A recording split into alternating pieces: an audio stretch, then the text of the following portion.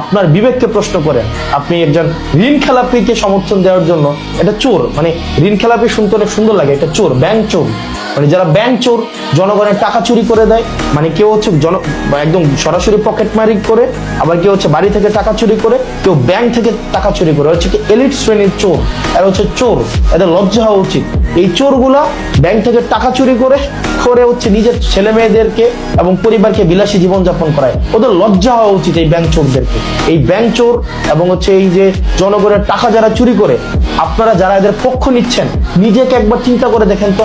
আপনার সন্তান কিন্তু ঠিকই প্রাইমারি স্কুলে পড়ে, আপনার ছেলেকে কিন্তু ঠিকই দুবাই গিয়ে হচ্ছে কামলা দিচ্ছে আমার বাপের মতো, আপনার ছেলে হচ্ছে ঠিকই ওমান, দুবাই, কাতার, সৌদি আরব যাচ্ছে। আপনি দেখা যায় বয়স হলে ওরে স্যার বলতে হয়। নেতার পিছনে খাটতে খাটতে চারটে জুতা শেষ হয়ে যায় এবং জিহ্বাও ক্ষয় হয়ে যায়, কিন্তু নেতার ছেলে ঠিকই আবার ঘুরে এসে আপনার নেতা হয়ে যায়। সত্য কথা বলতে ইমানি শক্তি ও সাহস লাগে, যার মধ্যে দুইটাই আপনার ভিতরে আছে। আপনাকে মন থেকে সেলুট জানাই ভাই।